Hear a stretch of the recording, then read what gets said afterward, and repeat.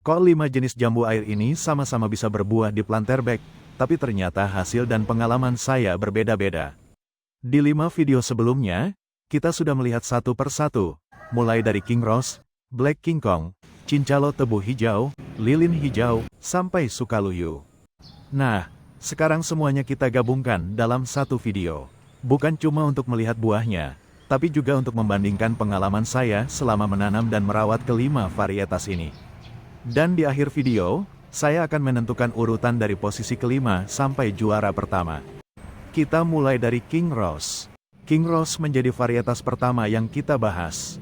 Buahnya menarik, warnanya cantik, dan yang paling penting, tanaman ini mampu tumbuh serta menghasilkan buah di planterback dengan perawatan yang tepat.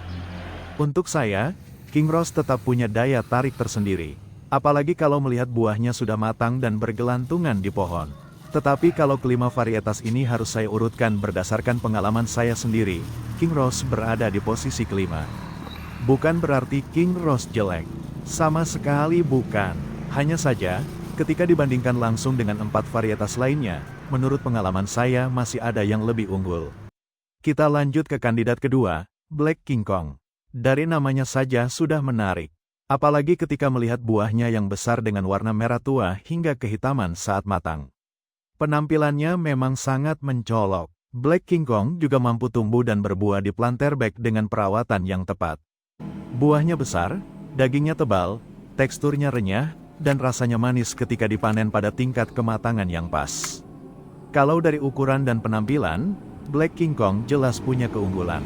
Tetapi berdasarkan pengalaman saya dalam membandingkan kelima varietas ini, Black King Kong saya tempatkan di posisi keempat. Sekarang kita masuk ke kandidat ketiga, Cincalo tebu hijau. Nah, yang satu ini cukup unik. Karena ketika matang, buahnya tetap berwarna hijau. Jadi jangan sampai mengira buahnya masih mentah hanya karena warnanya hijau. Cincalo tebu hijau mampu tumbuh dan berbuah dengan baik di planterback. Buahnya menarik, rasanya manis dan menyegarkan, dan produktivitasnya juga menjadi salah satu keunggulannya.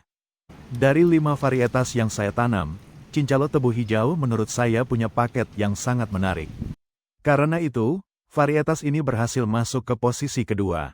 Tapi tunggu dulu, masih ada satu varietas yang menurut pengalaman saya berada di atasnya. Sebelum kita sampai ke juara pertama, kita masuk dulu ke posisi ketiga, yaitu jambu air lilin hijau. Lilin hijau punya ciri yang sangat mudah dikenali. Bentuk buahnya memanjang dan ketika matang warnanya tetap hijau. Yang menarik, meskipun tampilannya hijau, buahnya sudah matang dan terasa manis serta menyegarkan. Teksturnya juga renyah dengan kandungan air yang melimpah.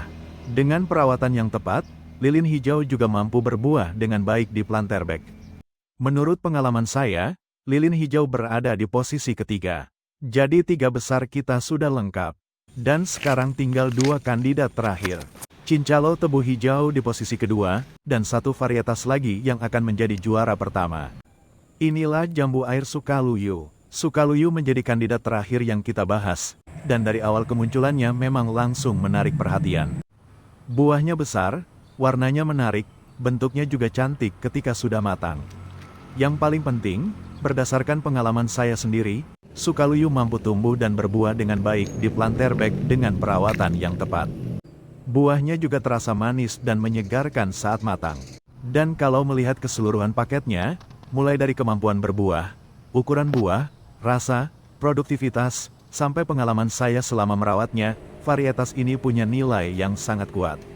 Jadi setelah membandingkan kelima varietas tersebut berdasarkan pengalaman saya sendiri, posisi kelima adalah King Rose. Posisi keempat, Black King Kong. Posisi ketiga, lilin hijau. Posisi kedua atau runner-up, Cincalo tebu hijau. Dan akhirnya, juara pertama pilihan saya adalah jambu air Sukaluyu. Sukaluyu menjadi juara bukan berarti 4 varietas lainnya tidak bagus. Justru kelimanya punya keunggulan masing-masing.